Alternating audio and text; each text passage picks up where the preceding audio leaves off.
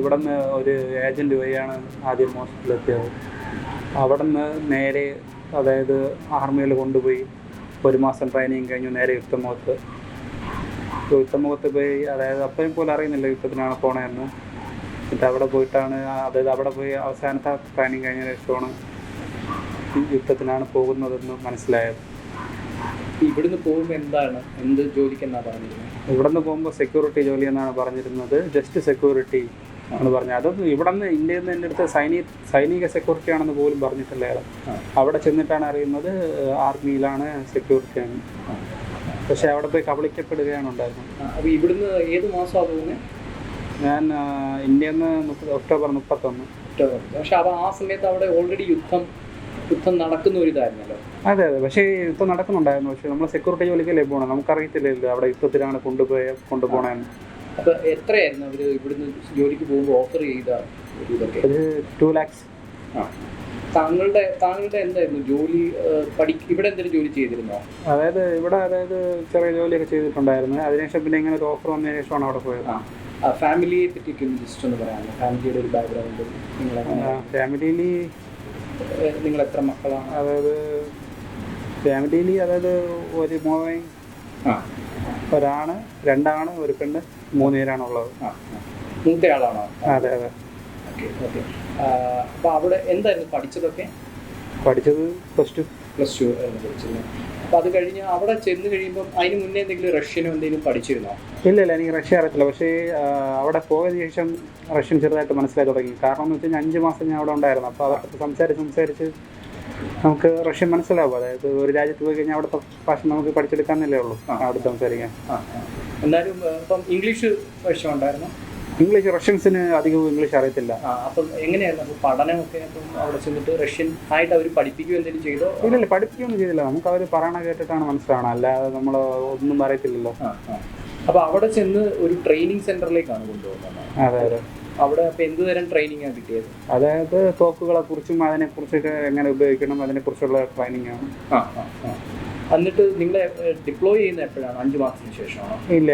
അതായത് എന്നെ നേരെ 1 മാസം പരിശീലനം കഴിഞ്ഞ ഉടൻ തന്നെ നേരെ യുദ്ധത്തിനാണ് അയച്ചത്. ഓക്കെ. അവിടെ വെച്ചാണ് ഇങ്ങനെ പരിക്ക് പറ്റുകയും 2 മാസം ആശുപത്രിയിലും, പിന്നെ 1 മാസം നടക്കാൻ പറ്റാതിരുന്നത്. പിന്നെ അതിനുശേഷം ഇമ്പ്രൂവായി 4 ഹോസ്പിറ്റലിലാണ് ഉണ്ടായിരുന്നത്. ഡിസംബർ 25-നാണ് പരിക്ക് പറ്റിയത്. അപ്പോൾ എങ്ങോട്ടാണ് ഈ വിട്ടത് നിങ്ങളെ യുദ്ധത്തിനായിട്ട്? Donetsk region. ഡൊണറ്റ്സിൽ. അപ്പോൾ അവരുടെ യുക്രൈനിയൻ ബോർഡർ ക്രോസ് ചെയ്ത് അപ്പുറത്തെ റീജിയനിലായിരുന്നു ഉണ്ടായിരുന്നത്? അതെ. അപ്പം അവിടെ ഈ ട്രെഞ്ചുകളിലായിരുന്നോ ജീവിതമൊക്കെ? ട്രെഞ്ച് അതായത് അങ്ങനെയൊന്നുമില്ല. അതായത് നമുക്ക് ചിലർക്ക് ട്രെഞ്ചുണ്ട്, ചിലർക്ക് ട്രെഞ്ചില്ല, ചിലർക്ക് ഒരു കുഴി മാത്രമാണുള്ളത്. അവിടെയാണ് ഇരിക്കുന്നത്. എങ്ങനെയായിരുന്നു താങ്കളുടെ ഒരു ഇതെങ്ങനെയായിരുന്നു? എത്ര ദിവസം ആയിരുന്നു ഇതിൻ്റെ? അത് ഞാൻ വാർസൂണിൽ ഏകദേശം 10 ദിവസം ഉണ്ടായിരുന്നു. അതിനുശേഷമാണ് എനിക്ക് പരിക്ക് പറ്റിയത്. 10ാം ദിവസമാണ്? അതെ. ഈ 10 ദിവസത്തെ എങ്ങനെയായിരുന്നു അതിൻ്റെ ഒരു രാത്രിയിലും രാവിലെയും എല്ലാ നേരത്തും? 24 മണിക്കൂറും യുദ്ധം തന്നെ. അതായത് 1 സെക്കൻഡ് പോലും വിശ്രമമില്ല. അതായത് 24 hours ഫൈറ്റിംഗ്. അപ്പോൾ അവിടെ ചെന്ന് ഈ ട്രെയിനിങ് ഒക്കെ തുടങ്ങുന്ന കാലത്ത് ഇവിടുത്തെ ഇങ്ങനെ ഒരു ചതി പറ്റിയെന്ന് അപ്പോൾ തന്നെ മനസ്സിലാവും ഇവിടുത്തെ? ഇല്ല, നമ്മളത് പറഞ്ഞത് സൈനിക സെക്യൂരിറ്റി എന്നാണ്. അതിനുശേഷമാണ് അതായത് നമ്മൾ വിചാരിച്ചു അതായത് ഹെൽപ്പിംഗ് ജോലി ഇതൊക്കെയാണ് നമുക്ക് തരുമെന്നാണ് വിചാരിച്ചത്. അതിനുശേഷമാണ് മനസ്സിലായത് നേരെ യുദ്ധത്തിനാണ് കൊണ്ടുപോകുന്നത്. എന്നിട്ട് അവിടെ വെച്ച് നമ്മൾ അവിടെ സംസാരിച്ച് ഞങ്ങൾക്ക് താല്പര്യമില്ല, തിരിച്ചു പോകണം എന്ന് പറഞ്ഞപ്പോൾ നിങ്ങൾ റഷ്യൻ സൈന്യത്തിലുള്ളതാണ്, അതുകൊണ്ട് നിങ്ങൾക്ക് തിരിച്ചു പോകാൻ പറ്റത്തില്ല. നിങ്ങൾ റഷ്യൻ സൈന്യത്തിൽ എടുത്തു എന്നുള്ള രീതിയിലാണ്? നമ്മൾ കരാർ ഒപ്പിട്ടിട്ടുണ്ട്. അതുകൊണ്ട് അതിന് ഒപ്പിട്ട് കൊടുത്തിരുന്നു? അതെ, റഷ്യൻ ഭാഷയിലാണ് ഒപ്പിട്ട് കൊടുത്തത്. അറിയത്തില്ല. ചെന്നപ്പോഴേ ഒപ്പിട്ടോ? അതെ, ചെന്നപ്പോഴേ ഒപ്പിട്ടു. പക്ഷെ അത് നിലവിൽ വരുമ്പോൾ ഒരുപാട് ദിവസമാവുന്നാണ് പറഞ്ഞത്. അതിനെക്കുറിച്ച് നമുക്കറിയത്തില്ല.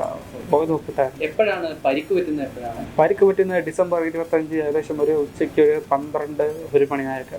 അതെന്താ ഷെല്ലാക്രമണമായിരുന്നു? ഇല്ലല്ല, ഡ്രോൺ അറ്റാക്ക് ആണ്. Drone attack. അപ്പം കൂടെയുള്ള കൂടെ ഉള്ള ഒരാള് മരിച്ചു. അത് ഇന്ത്യക്കാരനാണ്? ഇല്ലല്ല, അത് റഷ്യൻ സോൾജറാണ്. ഇന്ത്യക്കാർക്ക് പരിക്ക് പറ്റിയെന്ന് പറഞ്ഞില്ല കൂടെ വന്നിരുന്നവര്? അതെ. അപ്പോൾ അതായത് ഫ്രണ്ട്സിനാണ് പരിക്ക് പറ്റിയത്. ഫ്രണ്ട്സ് ഇപ്പം തിരിച്ച് ഇപ്പം നാട്ടിൽ എത്തിക്കഴിഞ്ഞു. നാട്ടിൽ കൂടെ നിങ്ങളപ്പോൾ ഒരുമിച്ചായിരുന്നു ഇവിടുന്ന് പോകുന്നത്? ഇല്ല, ഞാൻ നവംബർ 1 ഫ്രണ്ട്സ് ജനുവരി 5 or 6. അപ്പം നിങ്ങൾക്ക് പരസ്പരം അറിയാവുന്ന ആൾക്കാരായിരുന്നു? ഇല്ല. വാർത്ത കണ്ടതിന് ശേഷമാണ് ഞാൻ തന്നെ അറിയുന്നത് ഇങ്ങനെ, അതായത് വേറെ മലയാളികളുണ്ടത്. അപ്പം നിങ്ങൾ അവിടെ ചെന്ന് കഴിഞ്ഞപ്പോൾ ഈ പറഞ്ഞ നിങ്ങളുടെ ഗ്രൂപ്പിൽ ട്രെയിനിങ് സെന്ററിൽ മലയാളികളും കാര്യങ്ങളൊക്കെ ഉണ്ടായിരുന്നു? ഇന്ത്യക്കാർ വേറെ ഉണ്ടായിരുന്നോ കൂടെ, താങ്കളുടെ കൂടെ? അതായത് ഇന്ത്യക്കാരും അങ്ങനെ ഇന്ത്യക്കാരായിട്ടല്ല, എല്ലാ രാജ്യക്കാരും ഒരുപാട് വിദേശികളുണ്ടായിരുന്നു. അവൻ ഇന്ത്യക്കാരും ഉണ്ട്, വേറെ രാജ്യക്കാരും. അവരും ഇങ്ങനെയൊക്കെ തന്നെ വന്നവരായിരുന്നു? അതെ, അതായത് അവിടെ എല്ലാവരും ഏജന്റ് വഴിയാണ്, ഏജന്റ് പറ്റിച്ചാണ് കൊണ്ടുവരുന്നത്. എല്ലാവരും 100 അതായത് വേറെ നേപ്പാളികൾ പോലും എല്ലാവരും ഏജന്റ് പറ്റിച്ചാണ് കൊണ്ടുവരുന്നത്. നിങ്ങൾ എത്ര രൂപ ശരിക്കും ഇതിനു വേണ്ടി പേ? അതായത് ആ സമയത്തൊക്കെ ടോട്ടൽ എക്സ്പെൻസ് 3.5 ലക്ഷത്തോളമായി ആ സമയത്ത്. പക്ഷെ അതിനുശേഷം അവര് വില കൂട്ടി. കൂടാതെ നമ്മള് അവിടേക്ക് പോകാനുള്ള എയർ ടിക്കറ്റും എല്ലാം നമ്മൾ തന്നെയാണ് എടുത്തത്? ഇല്ല, അതായത് അത് അവർക്ക് ഓരോരോ ഇതാണ്. അപ്പോൾ നമ്മൾ എടുക്കുവാണെങ്കിൽ നമുക്ക് എടുക്കാം, എയർ ടിക്കറ്റ് അവർ ബുക്ക് ചെയ്ത് തരുവാണെങ്കിൽ ബുക്ക് ചെയ്ത് തരും, അതിനകത്ത് ആവശ്യമുള്ള പൈസ കൊടുക്കണം. അത് അങ്ങനെയാണ്, അത് കറണ്ട് അല്ല, നമ്മളെ ഇഷ്ടമാണ്. അപ്പോൾ അവിടേക്ക് പോയെന്ന് വെച്ചാൽ അവിടെ ആദ്യം ചെല്ലുന്നത് സെയിന്റ് പീറ്റേഴ്സ്ബർഗിലാണ്. എവിടെയാണ് ചെല്ലുന്നത്? മോസ്കോയിലാണ്. അവിടെ വെച്ചായിരുന്നു ട്രെയിനിങ്ങും കാര്യങ്ങളൊക്കെ? അതെ, മോസ്കോയിലും 10 ദിവസം ട്രെയിനിങ് ഉണ്ടായിരുന്നു. പിന്നെ റോസ്റ്റോവ്, പിന്നെ ലുഗാൻസ്ക്, അങ്ങനെ 10 വെച്ച് 3 ട്രെയിനിങ് ക്യാമ്പ്സ്. ഈ റഷ്യയിലേതെന്ന് പറയുമ്പോൾ പ്രത്യേകിച്ച് ഡിസംബറൊക്കെ ആകുമ്പോൾ കൊടും തണുപ്പുള്ള ഒരു സമയം കൂടിയാണ്. അപ്പോൾ ആ ഒരു നമ്മളിവിടുത്തെ ഒരു കാലാവസ്ഥയോ ഒന്നുമല്ല, അങ്ങനെയുള്ളൊരു അവസ്ഥയിൽ എങ്ങനെയായിരുന്നു അവിടുത്തെ? അതായത് എൻ്റെ 3ാമത്തെ ട്രെയിനിങ് ക്യാമ്പിൽ വെച്ച് ഞാൻ ഈ തണുപ്പ് കാരണം തലകറങ്ങി വീണു.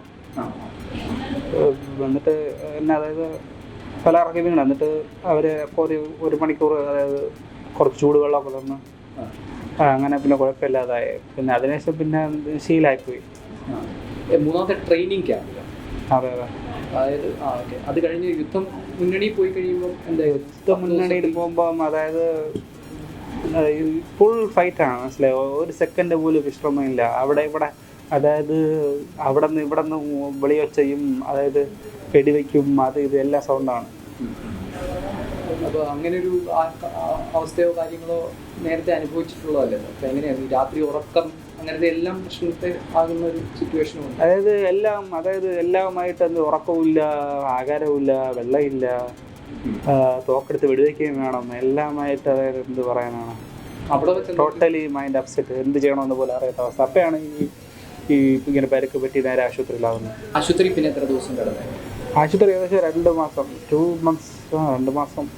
പിന്നീട് കയറി പോരുന്ന ഒരു കാര്യം എങ്ങനെയാണ് സംഭവിച്ചത്? കയറി പോയത് ഒരുപാട് പേര് സഹായിച്ചിട്ടുണ്ട്. അതായത് നമ്മളെ മിനിസ്റ്റർ വി മുരളീധരൻജിയും, പിന്നെ ശശിധരൻ എംപിയും, പിന്നെ മോസ്കോ മലയാളി അസോസിയേഷൻ്റെ പ്രസിഡൻ്റായ അദ്ദേഹവും, ഡോക്ടർ ഗോപാൽജിയും സഹായിച്ചിട്ടുണ്ട്. പിന്നെ എംബസിയിൽ ഒരുപാട് മലയാളികളുണ്ടായിരുന്നു, അവരെല്ലാവരും സഹായിച്ചു. നിങ്ങൾ എങ്ങനെ അറിയിച്ചത് നിങ്ങൾ ഇങ്ങനെ ഒരു അവസ്ഥയിൽ ഇങ്ങനെ ഒരാൾ അവിടെ ആശുപത്രിയിലായി എന്നുള്ളത്? എങ്ങനെയാണ് അറിയിച്ചത്? ഇവിടെ വീട്ടിൽ നിന്ന് ഒക്കെ ആൾക്കാർ എംപിമാരെ കണ്ട് അല്ലെങ്കിൽ മന്ത്രിയെ കണ്ട് അങ്ങനെ പറഞ്ഞ് എംബസി അന്വേഷിച്ച് വന്നതാണോ, അതോ നിങ്ങൾ അവിടുന്ന് ഏതെങ്കിലും തരത്തിൽ അറിയിച്ചതാണോ? എങ്ങനെയായിരുന്നു അത്? എംബസി അറിയുമല്ലോ, എന്തായാലും എംബസി അറിയും. ഞാൻ അറിയിച്ചിട്ടുണ്ടായിരുന്നു, അല്ലാതെ അങ്ങനെയാണ്. അതായത് വീട്ടിൽ നിന്നൊക്കെ ഇങ്ങനെ ഒരു പരാതി ഓൾറെഡി കൊടുത്തിട്ടുണ്ടായിരുന്നു, ഇങ്ങനൊരു മകൻ അവിടെ പെട്ടുപോയി എന്നുള്ള രീതിയിൽ പരാതി കൊടുത്തിട്ടുണ്ടായിരുന്നു? അതെ, കൊടുത്തിട്ടുണ്ടായിരുന്നു. അപ്പോൾ അങ്ങനെ എംബസിയിൽ നിന്നുള്ള ആൾക്കാർ വന്നാണോ അവിടുന്ന് നിങ്ങളെ കൊണ്ടുപോരുന്നത്? ഈ ആശുപത്രിയിൽ നിന്ന് ഭേദമായ ശേഷമാണോ അവിടുന്ന് ചെയ്യുന്നത്? ഇല്ല, നമ്മളെ നേരെ എംബസിയിലെത്തിയിട്ട് അവിടെ നിന്നാണ് ഡോക്യുമെൻ്റ് എല്ലാം തന്ന് ഞങ്ങളുടെ നാട്ടിൽ പറഞ്ഞിരിക്കുന്നത്. ഈ ഡിസംബർ കഴിഞ്ഞിട്ട് 2 മാസം ഇത് ആശുപത്രിയിലായി. അത് കഴിഞ്ഞിട്ട് യുദ്ധമുന്നണിയിലേക്ക് തിരിച്ചു വരാൻ അവർ ആവശ്യപ്പെട്ടിരുന്നോ? അതെ, ആവശ്യപ്പെട്ടിരുന്നു. എന്നിട്ട് തിരിച്ചു പോകുന്ന? ഇല്ല, തിരിച്ചൊന്നും പോയില്ല. തിരിച്ച് യുദ്ധത്തിൽ പോകാതെ ഞാൻ 2000 കിലോമീറ്റർ ട്രാവൽ ചെയ്താണ് മോസ്കോയിലെത്തിയത്. 2000 കിലോമീറ്റർ ട്രാവൽ ചെയ്തു? യെസ്. അതെങ്ങനെ ട്രാവൽ ചെയ്ത്? അത് നടന്നും പിന്നെ ബസ്സിലും കാറിലും പല ആൾക്കാരോട്. ആശുപത്രിയിൽ നിന്ന് നേരെ അവിടുന്ന് രക്ഷപ്പെട്ടെങ്കിൽ പോരുമായിരുന്നു മോസ്കോയിലേക്ക്? അതെ. അതെങ്ങനെയായിരുന്നു എന്നാൽ ഈ യാത്ര എന്ന് പറയുന്നത്? യാത്ര എന്ന് പറഞ്ഞു കഴിഞ്ഞാൽ ഒരിക്കലും ആരെ കൊണ്ടും സങ്കല്പിക്കാൻ പറ്റാത്തതാണ്. എന്ന് വെച്ച് കഴിഞ്ഞാൽ 4 കിലോമീറ്റർ മഞ്ഞിലൂടെ നടന്ന് കടക്കാൻ വേണ്ടി ഏകദേശം 8 to 12 മണിക്കൂറായി, വെറും 4 കിലോമീറ്റർ നടന്നു വരെ. അത്രയ്ക്ക് തണുപ്പാണ്. 100 മീറ്റർ നടക്കാൻ തന്നെ ഏകദേശം ഒരുപാട് സമയം വേണ്ടി വരും. ഇത് എത്ര നാളുകൊണ്ടാണ് ഇനി എത്തിയത് മോസ്കോ വരെ? ഏകദേശം എനിക്ക് 6 ദിവസം എടുത്ത്, 6 അല്ല 3 മുതൽ എത്ര ഓർമ്മയില്ല സത്യം പറഞ്ഞു കഴിഞ്ഞാൽ. അതൊന്നും നമ്മൾ മൈൻഡിൽ നമുക്ക് നിൽക്കത്തില്ല. കാരണം എല്ലാമായിട്ട് ഇങ്ങനത്തെ വലിയ പ്രശ്നവും ഈ തണുപ്പും അത് ഇത് എല്ലാം കൂടെ എല്ലാം മറന്നു പോകും. അതായത് മാനസികാവസ്ഥ തന്നെ അതെ മാനസികം നമ്മളെ കൂടെ വന്ന ഒരാൾക്ക് ഇങ്ങനെ ഒരു പ്രശ്നമായിട്ടുണ്ടായിരുന്നു. എന്നിട്ട് അവിടെ നിന്ന് ആശുപത്രിയിൽ അവിടുത്തെ തന്നെ പ്രവേശിപ്പിച്ചിട്ടുണ്ടായിരുന്നു. എന്നിട്ട് അദ്ദേഹത്തിന് ഗുണമായി അങ്ങനെ ഇപ്പോൾ വീട്ടിലാണ്. നിങ്ങൾ എത്ര പേരായിട്ടാണ് അവിടുന്ന് പോരുന്നത് മോസ്കോയിലേക്ക്? നമ്മൾ ഏകദേശം 5 പേരുണ്ടായിരുന്നു. 5 പേര്. ഒരു ആശുപത്രിയിൽ നിന്ന് ഭേദമായിട്ട് അപ്പോൾ അവിടുന്ന് നേരെ അങ്ങ് പോരുവാണ്? ഇല്ല ചിലർക്ക് ഭേദമായില്ല, പക്ഷെ ചിലർക്ക് ഭേദമായി, അങ്ങനത്തെ ഒരവസ്ഥ. അല്ല, നിങ്ങൾ അവിടുന്ന് ഇങ്ങനെ ഒളിച്ചു പോരുന്ന ഒരു അവസ്ഥ, അങ്ങനത്തെ ഒരു അവസ്ഥയിലാണോ അവർ വരുന്നത്? അങ്ങനെയും പറയാം. മോസ്കോയിൽ വന്ന് പിടിക്കപ്പെടുമെന്നോ അങ്ങനെ എന്തെങ്കിലും തോന്നല്? അങ്ങനെ പിടിച്ചു കഴിഞ്ഞാൽ 10 വർഷം ജയിലിലെന്നാണ് പറഞ്ഞത്.